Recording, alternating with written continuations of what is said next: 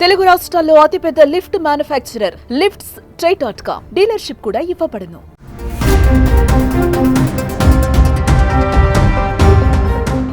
మీరు నిత్యం యూపీఐ చెల్లింపులు జరుపుతుంటారా? ఉదయం పాల ప్యాకెట్లు మొదలుకొని అన్ని యూపీఐ యాప్స్తోనే పే చేస్తున్నారా? చెల్లింపులు చేస్తారా? అయితే మీకు యూపీఐ ట్రాన్సాక్షన్ ఐడి గురించి తెలిసే ఉంటుంది. ప్రతి లావాదేవీకి సంబంధించి ఈ ఐడి ఆటోమేటిక్గా తయారవుతుంది. సాధారణంగా ఈ ఐడీలు ఆల్ఫా న్యూమరిక్ అంటే అంకెలు అక్షరాలు మాత్రమే ఉండేలా జనరేట్ అవుతాయి. కొన్ని సందర్భాలలో స్పెషల్ క్యారెక్టర్లు ఉన్న ఐడీలు కూడా ఉంటాయి.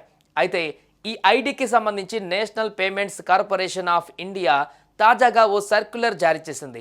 దీని ప్రకారం ఫిబ్రవరి 1 నుంచి స్పెషల్ క్యారెక్టర్లు ఉన్న ఐడీలను యూపీఐ కేంద్ర సిస్టమ్ అనుమతించదు. ఈ విషయాన్ని దృష్టిలో పెట్టుకోవాలంటూ యూపీఐ వ్యవస్థలోని భాగస్వాములందరికీ ఎన్పిసిఐ తాజాగా అలర్ట్ చేసింది. కేవలం ఆల్ఫా న్యూమరిక్ ఐడీలో ఉన్న ట్రాన్సాక్షన్లను మాత్రమే అనుమతిస్తామని పేర్కొంది. ఫిబ్రవరి 1 నుంచి ఇది అమల్లోకి వస్తుందని వివరించింది.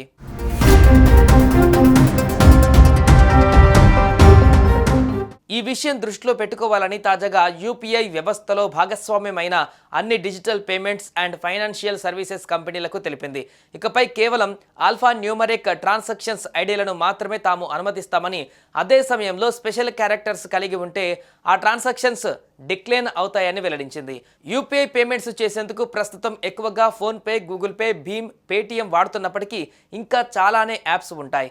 Cred, Freecharge, Navi, one card, Bajaj Finserv, Dhani, big cash వీటితో పాటుగా పలు బ్యాంకులు ప్రత్యేకంగా పేమెంట్ యాప్స్ తీసుకువచ్చాయి. వీటన్నిటిలోనూ ఇదే రూల్ వర్తిస్తుంది.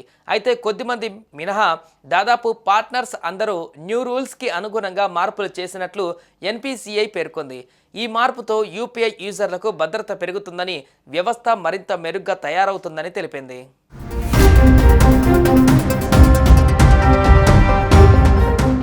ఇక గత డిసెంబర్ నెలలో యూపీఐ పేమెంట్స్ సంఖ్య రికార్డు స్థాయిలో 16.73 బిలియన్లకు చేరుకుంది.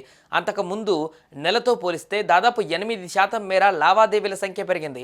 ఇక విలువ పరంగా చూస్తే గత డిసెంబర్లో 23.25 లక్షల కోట్ల విలువైన లావాదేవీలు జరిగాయి.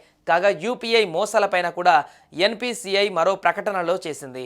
ఇటీవల కాలంలో జంప్డ్ డిపాజిట్ స్కామ్స్ ఎక్కువయ్యాయన్న వార్తలు వస్తున్న విషయం తెలిసిందే.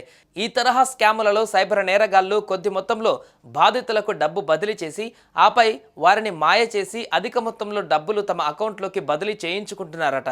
దీనిపై క్లారిటీ ఇచ్చిన ఎన్పిసిఐ యూపీఐ యాప్ ఓపెన్ చేసిన మాత్రాన లావాదేవీకి అనుమతి లభించదని స్పష్టం చేసింది.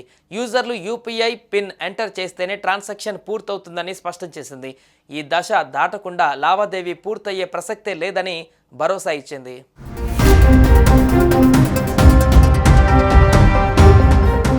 సుమన్ టీవీలో మీ పర్సనల్ అండ్ బిజినెస్ ప్రమోషన్స్ కోసం కింది నెంబర్కి కాంటాక్ట్ చేయండి.